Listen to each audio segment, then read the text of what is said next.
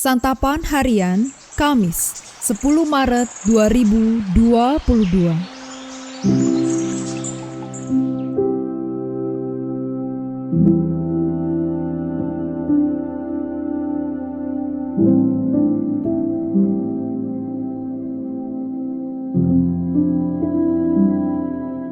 Inilah program Santapan Harian, sebuah program yang mengajak Anda menelusuri isi Alkitab, agar Anda menemukan makna firman Tuhan sesuai dengan konteksnya.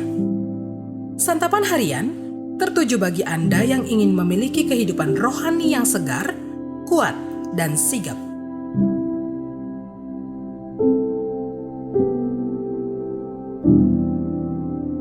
Hari ini kita akan membaca Mazmur pasal yang ke-9, ayatnya yang ke-12 hingga ayatnya yang ke-21. Namun sebelumnya, mari kita berdoa. Ya Kristus, layakkanlah kami untuk menerima sabda-Mu. Di dalam kasih-Mu, Kristus Yesus, kami memohon. Amin. Mazmur 9 ayat 12 sampai 21. Bermazmurlah bagi Tuhan yang bersemayam di Sion. Beritakanlah perbuatannya di antara bangsa-bangsa. Sebab Dia yang membalas penumpahan darah ingat kepada orang yang tertindas. Teriak mereka tidaklah dilupakannya. Kasihanilah aku ya Tuhan, lihatlah sengsaraku, disebabkan oleh orang-orang yang membenci aku. Ya Engkau yang mengangkat aku dari pintu gerbang maut, supaya aku menceritakan segala perbuatan-Mu yang terpuji dan bersorak-sorak di pintu gerbang Putri Sion, karena keselamatan yang daripadamu. Bangsa-bangsa terbenam dalam pelubang yang dibuatnya, kakinya tertangkap dalam jaring yang dipasangnya sendiri. Tuhan telah memperkenalkan dirinya, Ia menjalankan penghakiman. Orang fasik terjerat dalam perbuatan tangannya sendiri. Higayon. Orang-orang fasik akan kembali ke dunia orang mati. Ya, segala bangsa yang melupakan Allah. Sebab bukan untuk seterusnya orang miskin dilupakan, bukan untuk selamanya hilang harapan orang sengsara. Bangkitlah Tuhan, janganlah manusia merajalela. Biarlah bangsa-bangsa dihakimi di hadapan-Mu.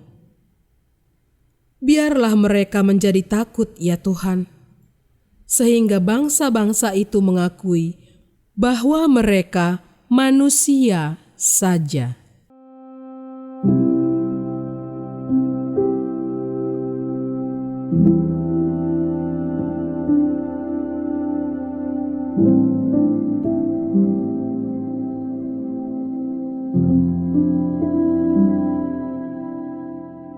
Sahabat Santapan Harian, ada satu pertanyaan yang cukup mengusik. Apa yang diperbuat Tuhan di tengah pandemi COVID-19 ini? Tentu akan ada banyak jawaban. Semuanya akan bergantung pada sudut pandang dan pengalaman iman.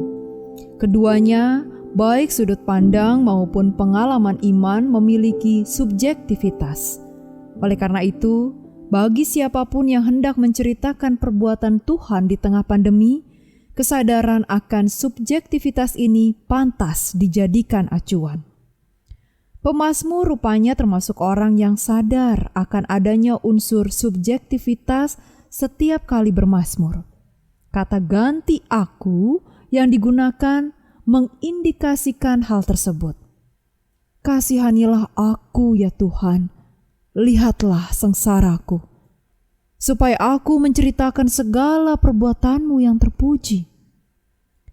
Pengalaman bersama Tuhan adalah kisah yang sangat personal. Dari kisah ini, pemazmur justru bisa bercerita tentang perbuatan Tuhan. Hal ini disebabkan Tuhan berkenan untuk memperkenalkan dirinya kepada pemazmur. Menariknya lagi, Bagi pemazmur, perbuatan Tuhan selalu terpuji. Artinya, jelas bahwa perbuatan Tuhan memang tidak ada yang tercela. Untuk menjawab apa yang diperbuat Tuhan di tengah pandemi COVID-19 ini, pengalaman iman pemazmur menarik untuk menjadi rujukan. Pemazmur selalu memuji perbuatan Tuhan dalam situasi dan kondisi apapun, termasuk ketika ia berada dalam kesengsaraannya. Menarik bahwa di tengah situasi seperti itu, pemazmur tidak mencela Tuhan, tetapi memilih untuk memohon belas kasihan-Nya. Ini adalah sikap iman yang relevan di tengah situasi pandemi, karena selalu ada belas kasih Tuhan di balik semua peristiwa yang terjadi. Di tengah pandemi pun, sejatinya Tuhan terus mengerjakan belas kasih-Nya kepada semua ciptaan. Begitulah sudut pandang orang beriman dalam turut serta menceritakan perbuatan Tuhan.